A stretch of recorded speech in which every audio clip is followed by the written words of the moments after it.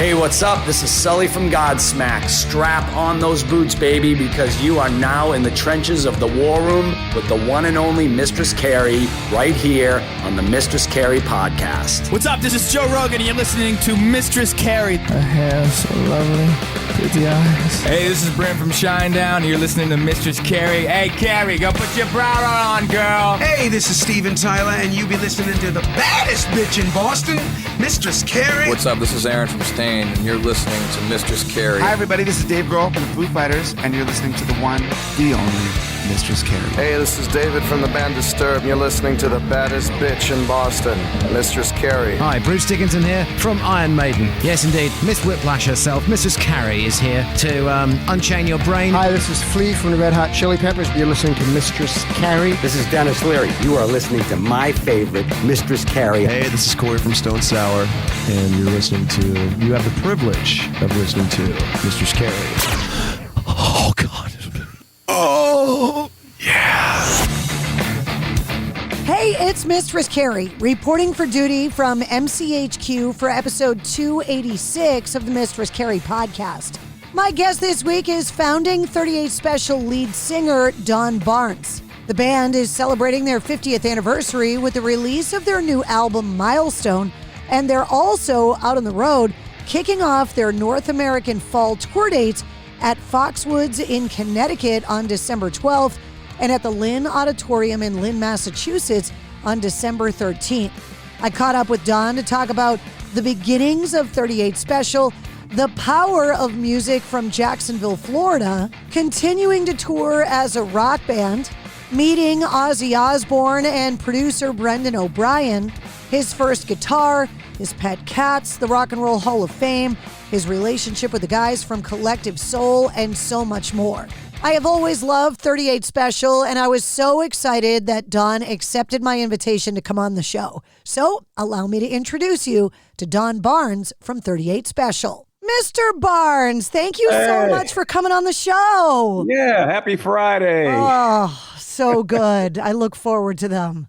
We just got back from the West Coast there, and everything was going wrong behind the scenes. You know, you can't let the presentation suffer. It's got to be 100%. But chaos. I had 3 crew members sick, and one of the buses blew a fuel line, and it was a long story. But yeah, it's the perils of the road, and people think it's all glamour all the time. Well, right? I bring it up with bands all the time, especially because of all of the Spinal Tap stuff that's been going on the last few months. Absolutely. Every band. That's why Spinal Tap is so beloved, because it's all true. Yeah, you totally relate to all that stuff. Yeah.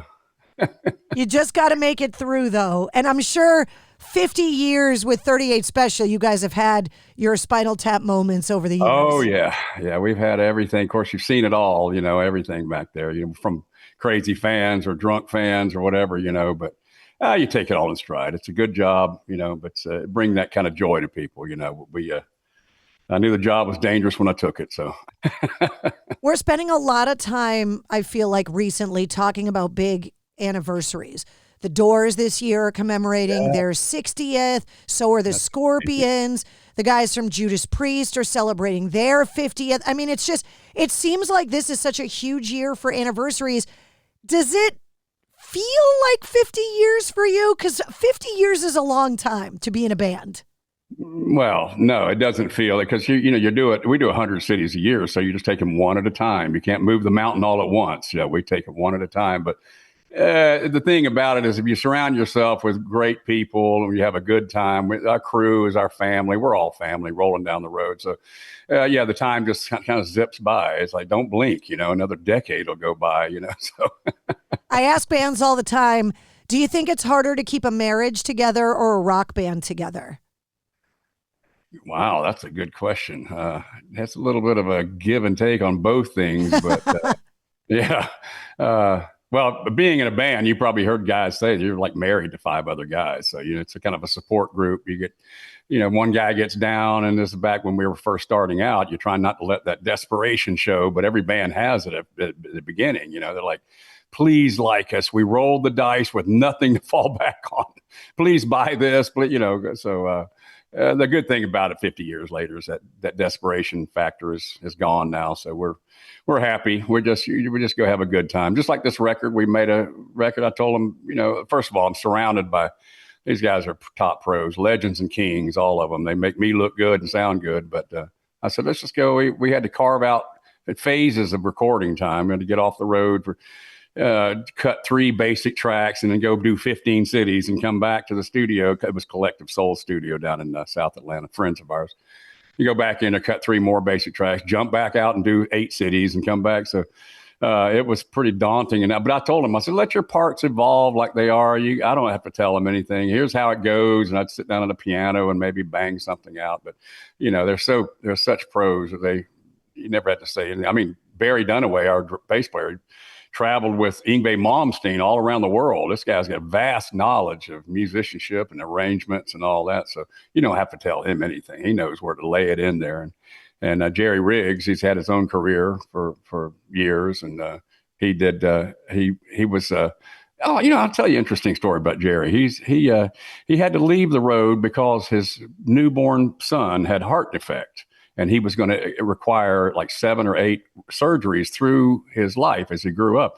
Jerry, the character, the good man that he is, he turned his back and went to work for the post office. He delivered mail for 20 years. He's an exceptional guitar player. This guy is like master, And he, of course, his son has grown now and everything's fine. But I called him up when the slot was open. And I always loved Jerry. He was always a good guy from Knoxville, Tennessee. And I said, Jerry, you still delivering mail? He said, yeah. I said, you ever thought about an early retirement? He said, I could. I said, come on out to so he's been touring about 6 years now with us, but that just shows the character of the man that he is. He took his responsibilities and he needed good health insurance, because of his son and everything. So, but everything's all well now. His son's fine. And they had to put, artificial valve and that kind of thing. And so, but he's good now, So. You talk about the guys from Collective Soul. Ed and Will have been on the show. And they're a band that's been talking about their 30th anniversary. Yeah. And you guys are like, that's cute, Collective Soul. We were already 20 years deep when you guys started. Yeah, Will's always, his studio belonged to his dad. It's called Real, R-E-A-L. Yeah, he told me all about it on the show. Yeah, it's amazing. You know it. Yeah, you know it. But he kept saying, come down and cut some tracks there. Just you see if you like it. Drove down and 3 beautiful rooms. His dad owned it, and his dad had passed away about 6 years ago and left him, of course, the studio. But he upgraded Pro Tools, all that, just beautiful studio, But yeah, those guys are they're wild. They're out there, I told them, said, yeah, pay attention, because you'll be at your 50th pretty soon, So Will and I had the conversation because it comes up all the time on the show. Do you think that musical ability is learned? Or do you think it's genetic? Because he's a perfect example of a musician that grew up in a musical family. So is it the environment or the genetics? Did you grow up in a musical family? I did, to a certain extent. My dad was a music director in a Baptist church growing up. So I got the first rumblings of chord structures and things that moved me in church and that kind of thing. But my brother was he was 5 years older than I am, and he was back in the folk singing days, folk music, hoot nannies. Remember that word, hoot nannies? They would have them, and they'd have an upright bass, but they would rehearse in our living room. So I was just still a kid. I was watching them with upright bass and guitars and banjos and everything, and I always thought that was so cool. And then there was a local rock band that was pretty popular around. They would come by and borrow mic stands from my brother and just equipment. And I'd see them out there with their matching uniforms at the front door. And I'm like, man, I want to do that. So I ended up playing with that band, years later. Yeah. And we did have the matching uniforms. I have a theory about music. Tell me if I'm right or wrong. That there's 2 phases of your musical identity. There's the soundtrack to your childhood, which is the music you get forced to listen to because of geography, right? The church music, in the car, the stuff your parents listen to.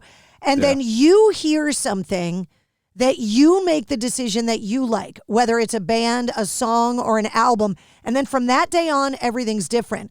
So if my theory is correct, what was the soundtrack to your childhood? And then what was it that finally changed things for you?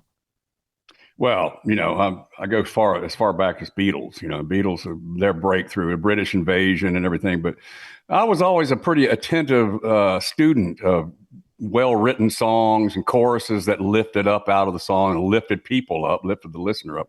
And all those great songs. I mean, the new song on the Milestone album is called "All I Haven't Said," and it's kind of a throwback to all those jangle guitars, the British invasion, the Searchers and Beatles and everything. But those songs like "Summer in the City," back in those days, you just wake up in the morning, your alarm clock goes on the radio, and it's like this song fell out of the sky. And that's the greatest, well-written, all those songs that back then, I was just like, how did they do that? I want to learn to do that. So, it takes a lifetime of teaching yourself and learning and everything. But the main thing, and I've said this before in other interviews, Jacksonville, Florida was a Navy town. It had 4 naval bases. So we all were afforded the opportunity at 15, 16 years old to play the sailors clubs, the enlisted men's club. I'm talking about Dwayne Allman, Greg Allman, Ronnie Van Zant, all the guys from all those groups that came up. We all played the Navy clubs, the sailor club.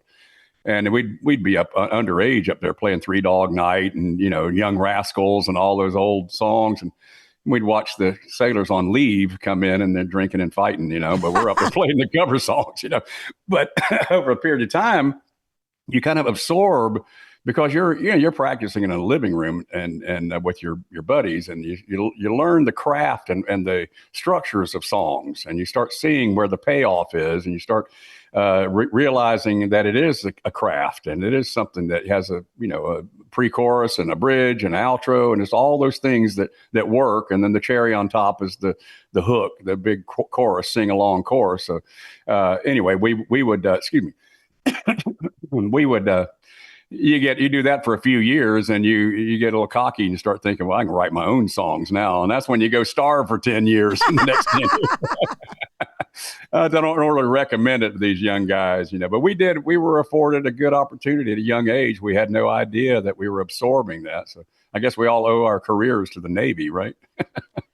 It's funny you bring up Jacksonville, because coming from Boston, there is a rich rock history there. Oh, yeah. But Jacksonville, between Skynyrd and you guys, and more recently Limp Bizkit and Shinedown, Jacksonville has always been this hotbed of rock and roll. And I don't know if Jacksonville gets the credit for being the rock town it is a lot of time. And Tom Petty was right down the road. Gainesville is like 80 miles away. Allman Brothers or Daytona Beach, that's like 50 miles away. So Don Felder, he taught Tom Petty. He was a guitar player, Mike Campbell grew up in Jacksonville, right there in Woodstock, right across town there.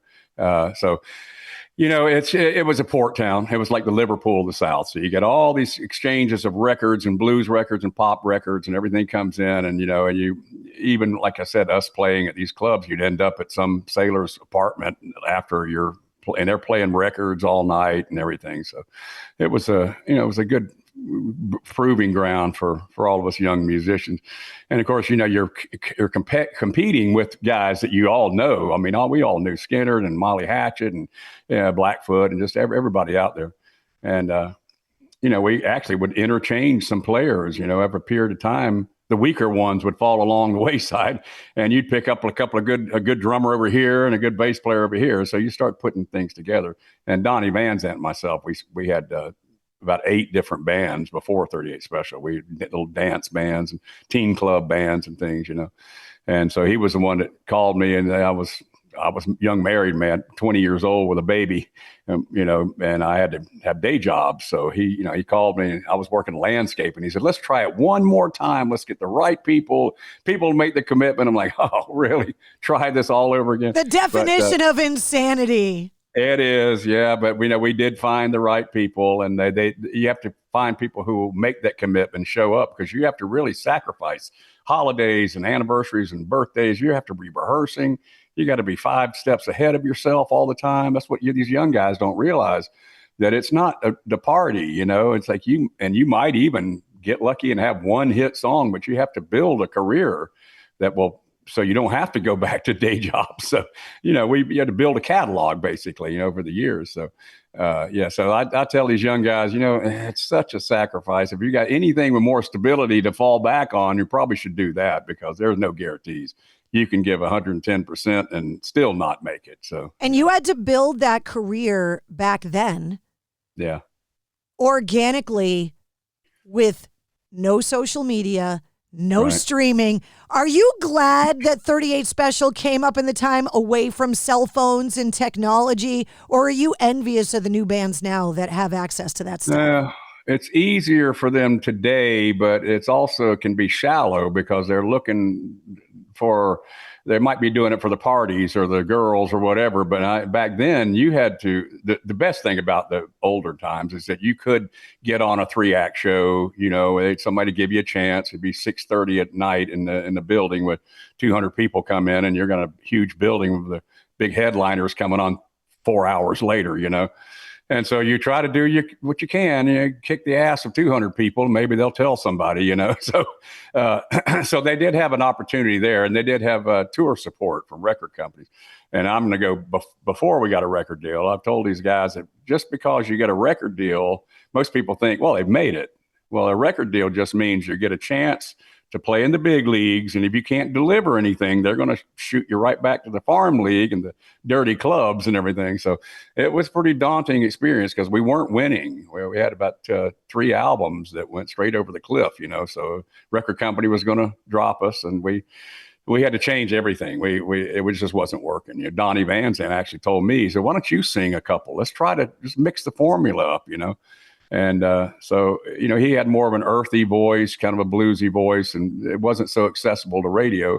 But I had more of the pop voice, that was good. It was accessible to radio.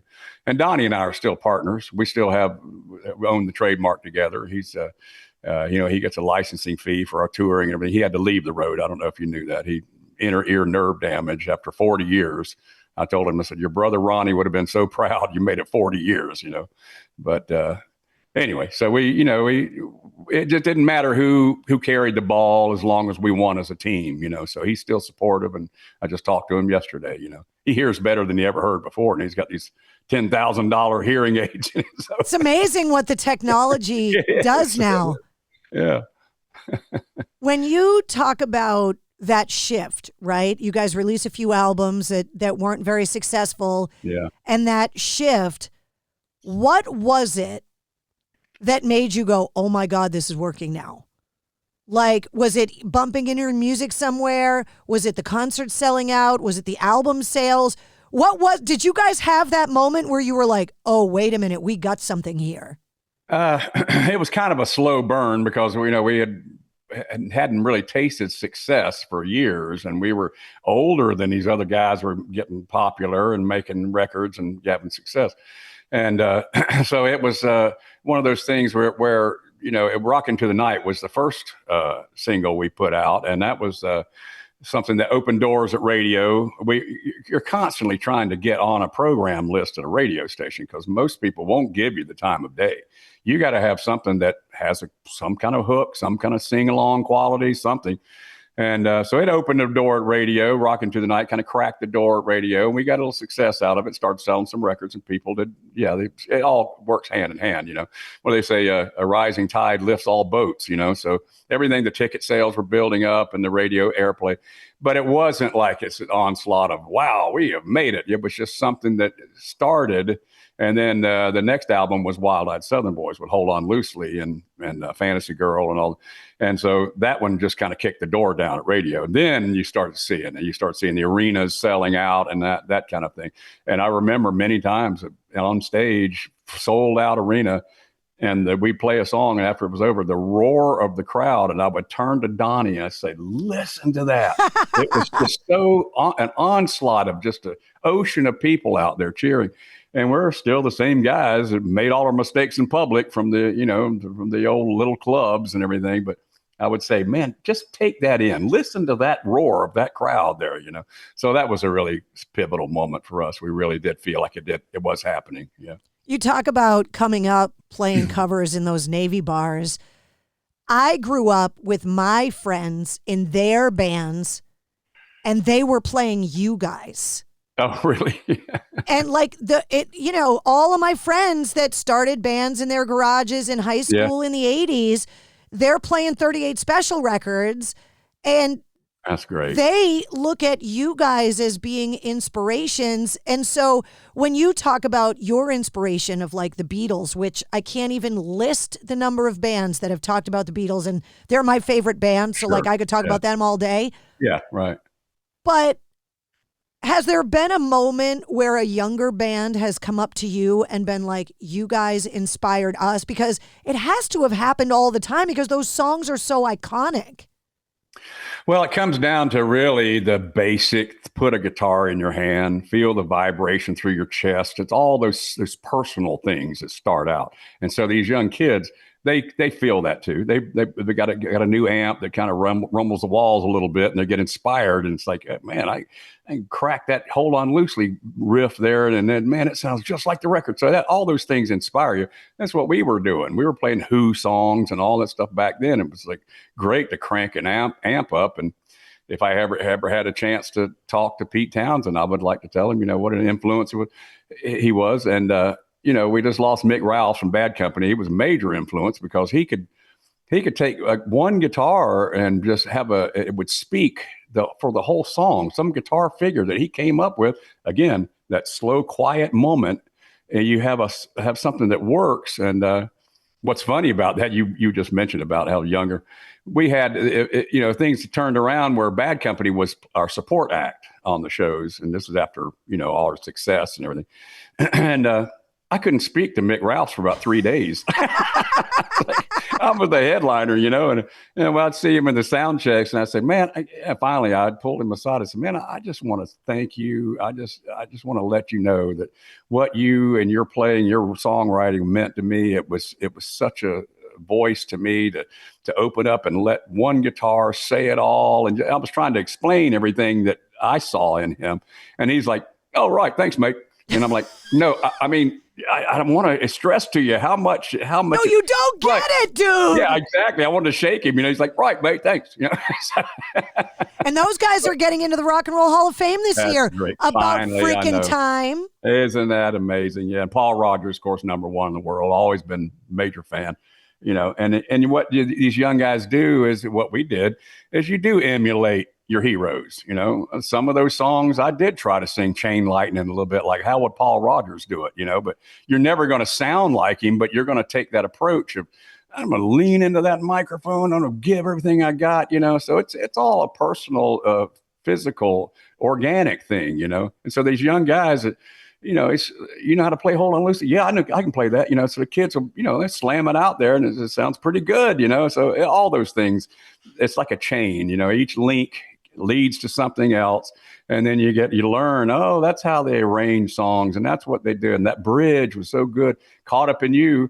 We have 2 bridges in that song. Nobody does that anymore. Beatles used to do it, but we put 2 bridges in because the bridge was just so beautiful. It was just so great. We said, let's do it twice.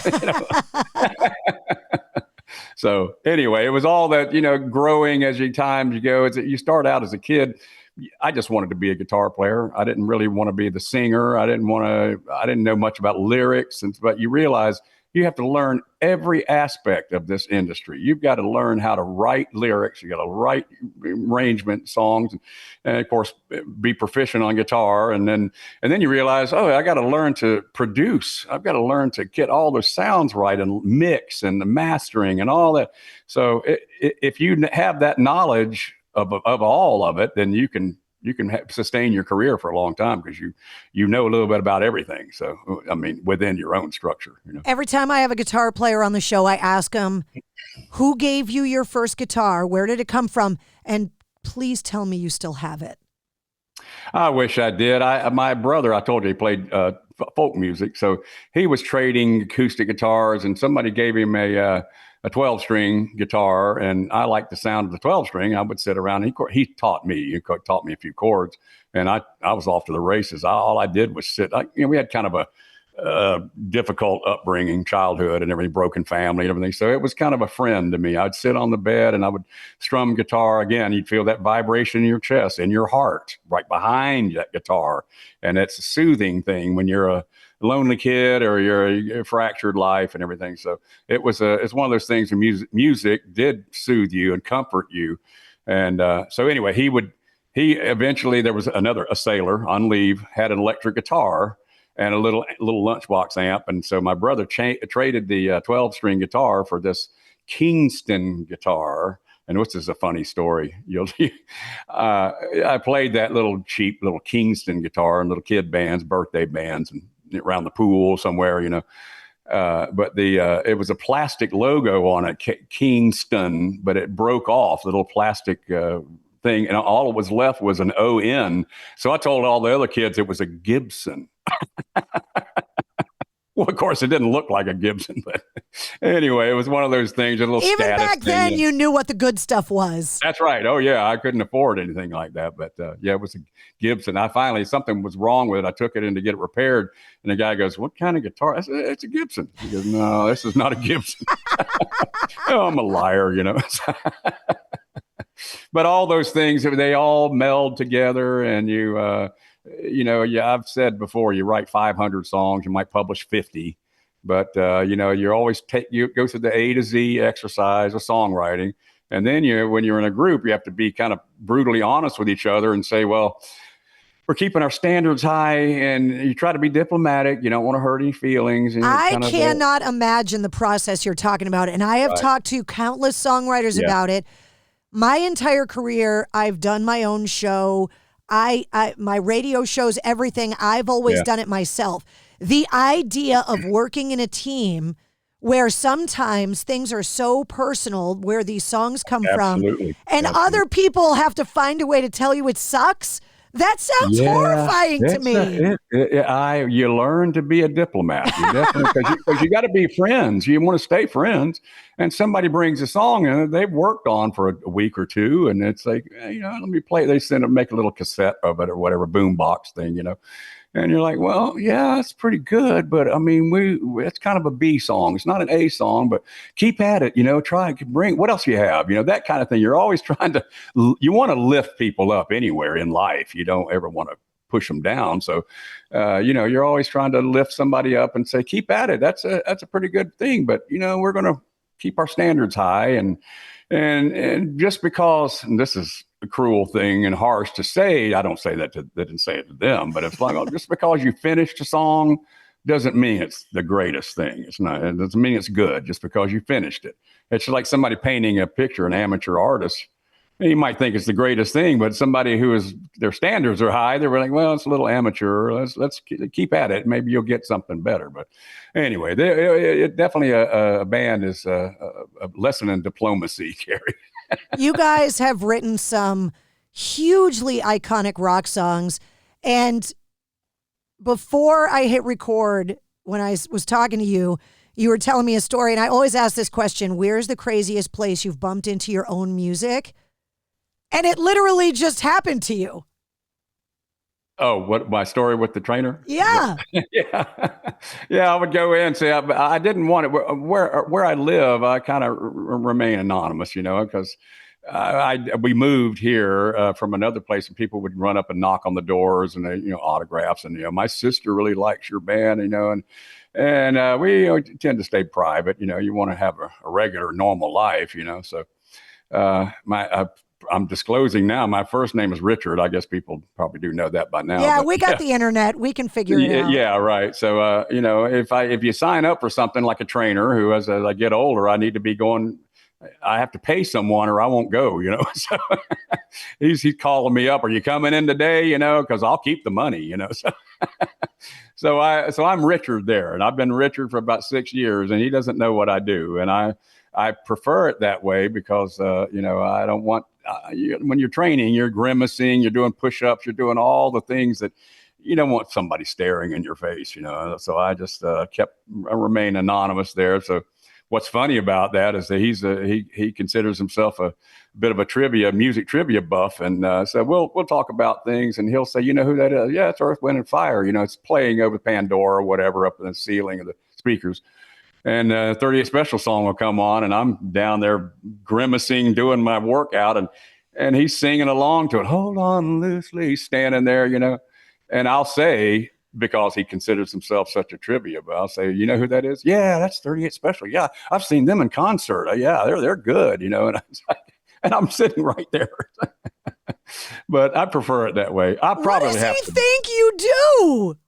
I would like to. Oh, well, okay, this is my story. And I have a production company, and I know about all these chain motors and trusses and staging, and I know about the trucking and all that. So I just tell them I have a crew of 15 guys, and we go out across the country, and we put for trade shows and all kind of conventions and concerts, and we set up everything. So it's such a boring thing that nobody wants to even talk about it. So that's the way I explain it.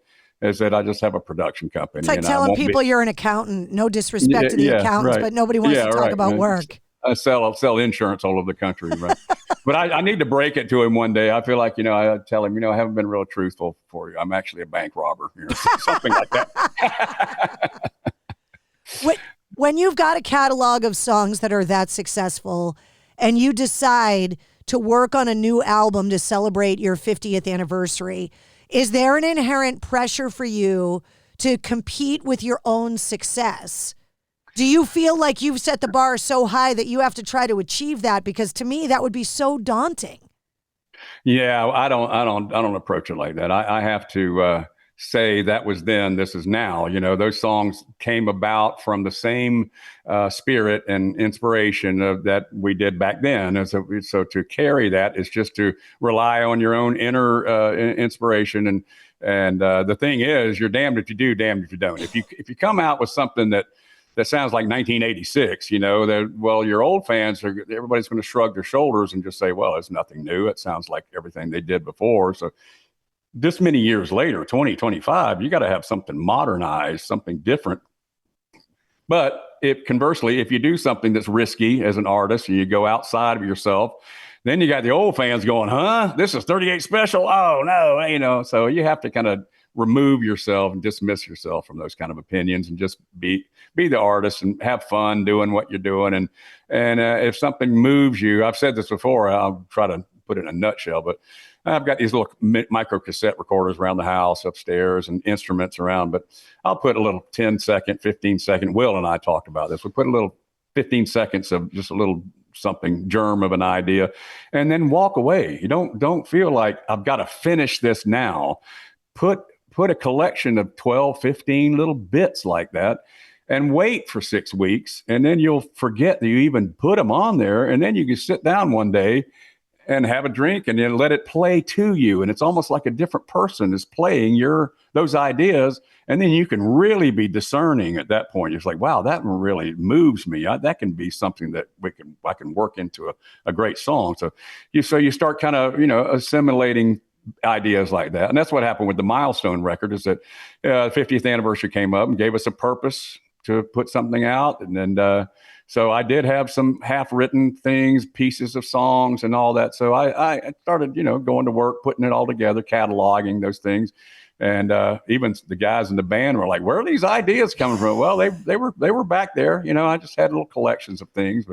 And so we would suss them all out and finish them up. And I took it to my friend Jim Peterick from Survivor. He's been our old songwriting friend for way back there in the early 80s, you know. And so we put it all together. So it's just that's how I do it. Now, somebody else might do it a completely different way. Want to write it to the wall, as they say, you know. But the beauty is in the simplicity of things. We try to keep the broad strokes. Don't try to paint every leaf on the tree, you know. Just put the essence of it, you know. Less is more, you know. We approach it like that. I joke all the time on the show that my musical ability and my musical career began and ended with the clarinet and the marching band. Oh, yeah. And so doing what I do, I'm surrounded by these amazing creative people that write the soundtrack of my life. And I'm so fascinated by the process, partly because I can't do it. Oh, you probably could if you did put your mind to it. Yeah. But every artist and every songwriter has their like Everest. And so I always ask every songwriter, is there a song from any artist, any genre, it doesn't matter, that you covet, that you look at that song from a craft perspective and go, that song's perfectly written. Damn it, I wish I wrote it. What's that song for you? Wow, that's a broad question because I do have a vast, influences from everything, from blues to pop music to everything. But I used to sit with my next door neighbor and we would play Bad Company records. And there was one song called Wildfire Woman, and that was just like Mick Ralph's put that riff out there, and Paul Rogers. It's just, that song to me is like a perfully well written. It's not even a popular song, but to me, it just affected me, and I'd like to kind of do a cover. Well, that's the thing. Popularity and like the writing of it, those are not always the same thing, and that's right. Why I'm asking you, because this is a craft question. Yeah, that's not the criteria. Yeah, you're looking at something that's so well done. Of course, there's so many other artists. I mean, but just even down into the pop vein. I mean, Huey Lewis and the News, some of those stuff they did, was excellent. They opened for us for a while. They were a support act for a while. Everybody opened for us. They went on to be rock gods. We had AC/DC and Bon Jovi. Everybody was our support act, You guys are good luck because all of those bands have had quite the careers. Yeah. They went AC/DC. It was with Bon Scott. They were our support act, and we were in Detroit. And they were the first time over here from Australia, and they're little guys, Angus is a tiny guy, all of them real short, and I'm 6 foot tall, so I'm kind of towering over these guys.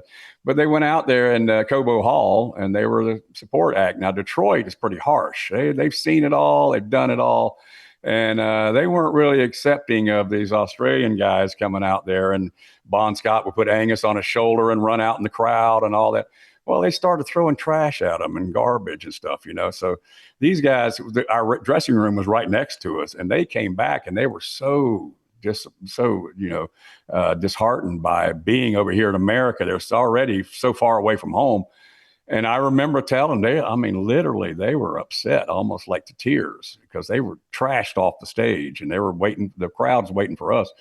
And I told them, man, you just have to keep hitting these cities. You got to keep coming back. You got to keep winning them over just one bit at a time. And one day, they'll accept you. And so I gave them all that advice because that's what we did. We just kept hitting these cities and tried to make it happen. And of course, they took my advice, I guess, because I'm trying to imagine living in a world where AC/DC is getting stuff thrown at them. I know. Nobody ever heard. Imagine it. Yeah. Nobody had ever heard of them. Detroit they were brand new. They first trip over here to the U.S. and it was a pretty emotional experience for them, So I felt sorry for them, But there's been all kind of instances like that I've had people I'd give a little advice to, and they went on to be huge. And that's Brendan O'Brien. He's a producer for everybody. Black Rose, Springsteen, Pearl Jam, everybody. I was in a little 8-track studio with him way back there. He was in a little band called Samurai Catfish, and he was a good guitar player. That's such an amazing band name. Yeah, I know, Samurai Catfish, yeah. But he was an engineer, I think it might have been a 4-track studio, just a little cheap little closet, somebody was making demos. And I was going to put a couple of demos together, and he was always a nice guy. He used to come by Studio One when we were recording our album. And so he was working, we were doing things, and good guitar player. He had some good ideas, for these demos. And his wife he had 2 little baby girls, and his wife was driving to pick him up, and she had a little Ford Pinto or something, and it had a 90-mile tire on it. He had a flat tire, and put a 90-mile tire. And so she drives up with the little babies in the car, and I said, Brendan, here's a couple of $100. Buy yourself a tire. Put the tire on that car. So you just keep these babies safe, And so he took it, and I told him, I said, you got some really good ideas. You should probably be produced. You should probably go out to LA or something and try to try your hand at it, because you really come up with some good ideas. And so next thing you know, he's like the golden child of the industry, Brendan O'Brien. And I saw him at a Black Crow show many years later, and he was just out there in the audience or that soundboard. And I said, Brendan, how are you, man? And I said, I almost want to say, can I have my $200? I was going to ask you if he ever gave it back to you. Yeah, right. How about that 90-mile tire? Just ask him for a point on one of those records, and then you'll never have to work again. Yeah. We did Aerosmith, Pearl Jam, did everybody. Everybody wanted Brendan O'Brien. I just did a duet with Pat Monahan from Train. He did. Brendan produced their first album, the Drops of Jupiter. And that one didn't sell any copies at all. Yeah, I know. Yeah, so I told him all that story. But Pat with a Milestone record, he and Joe Bonamassa had done a version of Hold On Loosely together. And released it to YouTube, and it got like 1 million hits on it. Just a new modern, and they kept the intensity in it and everything. And I didn't know him, and I thought, while I was doing this album, I thought, I'm going to reach out to his manager, see if Pat would like to come sing a song with me, just as a buddy, just friends, And his manager got back. He said he absolutely would love to do it. He's been a lifelong fan. And we just hit it off. The guy's a great soulful singer. He just crushed it. All the soulful ad libs and everything. That song's called Slightly Controversial. I had sent him 2. I said one was a little more mild, and he said, "Well, that's okay. What else do you have?" I said, "Well, I got this angular machine gun guitar chorus. It's pretty rude." And he goes, "Oh yeah, let's go with the rude one." So it came out really great. So I made a new friend, and I said, between the two of us, we could probably scare up a pretty good song if you want to do some writing. And he said, absolutely. So we look forward to that opportunity coming up. I have to ask you this question, and I have to explain why, because it sounds like a ridiculous question, but the roots of it are not. So I had Geezer Butler from Black Sabbath on the show. Yeah. And we were talking about him going on safari, and he was complaining because it was hard for him to travel because they had 13 cats and 5 dogs. And when I was so struck by that, I said, how do you keep track of them all? How do you name them? And Geezer Butler told me that he names all of his pets after gangster rappers. And after I fell on the floor from laughing at that notion, he started rattling off all the gangster rappers' names of all of his pets. Is that right? And That's so funny. Every time somebody comes on the show now, I ask them about their pets, and I call it the Geezer question. It's not my fault. This is Geezer Butler's fault. But every rock star has a pet that they love, and there's a story with the pet name. Oh, yeah. Well, we have 4 cats. We used to have 5, and but 2 of them were orphans. A friend of my wife's had passed away, and they left these 2 cats in their house starving. I mean, the neighbor would come and feed them for a couple of months. And so they asked about, can you know somebody that would take 2 cats? He had his last request was, please don't separate them because they only know each other. They've only grown up together. And so she was trying to find a place for them. And we've got a big house with a big basement. She said, can we just keep? I said, just bring them here. We'll just take care of them. So one of them's named Monkey. The other one's named Django. And then we have Simon. He's the big bear. And then we have Humphrey. He's the kitten. So he keeps everybody on their toes. He jumps on their back all the time. So yeah, we got 4 of them. We lost 2, beloved 2 of them last year. And you might see the picture. It might be Henry. That's Henry. He's deceased now, but we keep him in our hearts. Yeah. It never ceases to amaze me. It doesn't matter how many tours, how many hit records. As soon as you bring up a rock star's pets, whether it's a goldfish, cats, dogs, it doesn't matter. They're like, oh, by the way, there's a picture over there. We all do it. Oh yeah, right. Yeah, she names them all. She's got the thing. She's got it down. I said Humphrey. She wants to name this kitten Humphrey with an F, the English version, Humphrey. Yeah. You can blame Geezer Butler for that one. I have to ask everybody. That's funny. And, it's funny because of Ozzy, we when Ozzy was doing his solo career over in Europe, we were headlining and he was out there, Randy Rhoads, Tommy Aldridge, drummer. And, Ozzy was just a great guy. He was one of these guys that did not buy into this iconic stuff. He was a regular guy from Manchester, and he just always real friendly, always smiling, all that. And so we got along well, and we made friends. And and then years later, well, probably 2 years later, but we were over here in the States, and did an all-day rock festival in a stadium, and Ozzy was still playing before us because he was still building that solo career. And we were told in stadiums are just, the dressing rooms are just locker rooms, showers and lockers, And they said on the way over, they said Ozzy's group will probably be cleaning up and, be leaving, but you're going to be sharing that dressing room. So we come in and we put our bags down. We heard the shower running. Here comes Ozzy, butt naked, just walk. Hey, mate. It's like, okay, Ozzy, it's a little earlier in the day for that. We're not quite ready for it. But he was always a good guy, always a fun guy to be around. It's come out so many times because I all of the rock and metal bands that have come after Black Sabbath, it's kind of impossible to not cite them as an influence. Oh, yeah. And talking to all of these bands before the final show and then obviously after his passing, everybody talks about obviously the music and the stage persona and the influence. And then you talk about the Ozfest and you talk about the reality show. But you're touching on something that every single person that ever met him said, and what a legacy to leave behind is what a great, regular, humble, nice guy he was. Just a sweetheart of a guy. I mean, he would do anything for you. You feel like you were best friends with him. It was like that.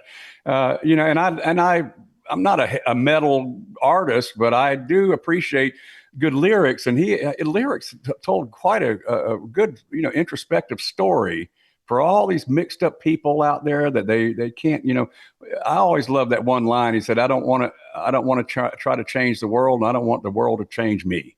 And I thought that was so deep, it just was great.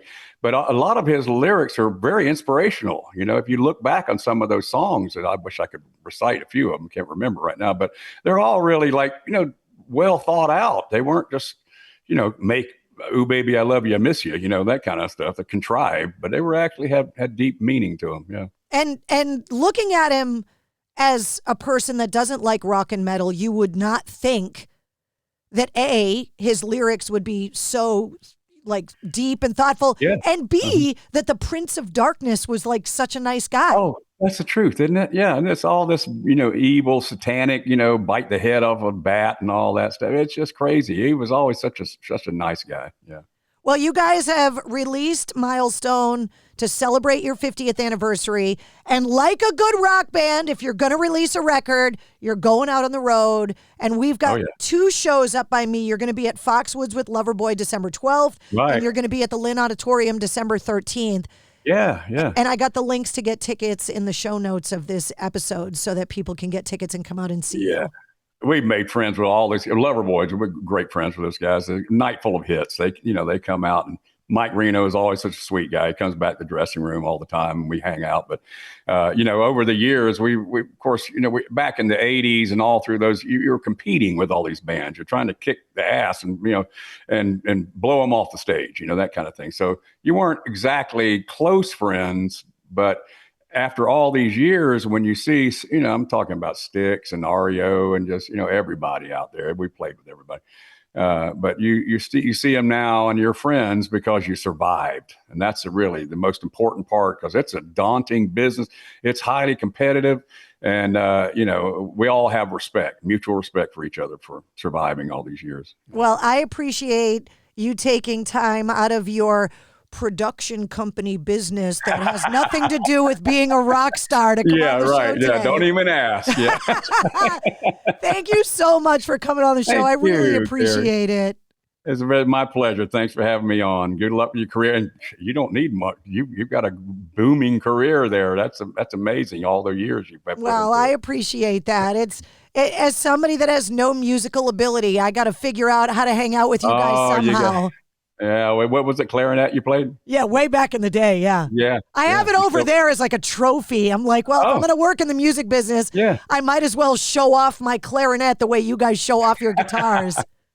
We knew a kid in school. I'm talking my 3rd grade, a trombone. He was Ricky Kappelman. I always remember his name. And he'd take his little trombone case on the school bus, and everybody made fun of him and everything. That guy kept at it. He is first chair in the Hong Kong Symphony, London Symphony. He travels all over the world because he had that passion. He never let go of it, and that's something. Well, he had passion and ability. I lacked the ability. Yeah. Oh, well, you're selling yourself short there. Thank you so much. It was so nice to meet you. Thank you, Carrie. It's very nice. Come see us sometime. Come I backstage. would love to. I would love to. Love to have you back there. I'd like to thank you in person. Well, I appreciate that. Maybe I'll hit up your peeps and see if I can make it to one of the shows. Yeah. And I'll have my production company with the chain motors and all that stuff. You know, that's what I used to do before I was a radio DJ, right? Did you really? I was a tech in the 90s. I used to drive semis and rig motors and all that. Oh, did you? No yeah. kidding. Hey, we're looking for a truck driver. Well, if this radio and podcast thing doesn't work out, I'll call you. That's right. That's right. Thank you, Carrie. Thanks for having me. There he is, Don Barnes from 38 Special. The new album Milestone is available everywhere. You can see 38 Special with Loverboy at Foxwoods Resort Casino in Connecticut on December 12th, and 38 Special will be at the Lynn Auditorium on December 13th.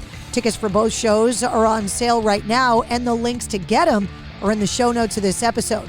You'll also find the link to this episode's corresponding playlist. I make a playlist for every full-length episode of the Mistress Carrie podcast that features my guest music and all the artists and songs that we referenced in the interview. You'll find all of Don's links, the 38 Special links, and of course, the Mistress Carrie links. If you liked what you heard, don't forget to like, follow, share, comment, and subscribe to the Mistress Carrie podcast. New full-length episodes come out every Wednesday, plus every weekday you get the sit rep. The Situation Report gives you all your rock news, music headlines, and entertainment updates in about 5 minutes. And you never know when we're going to release a bonus episode.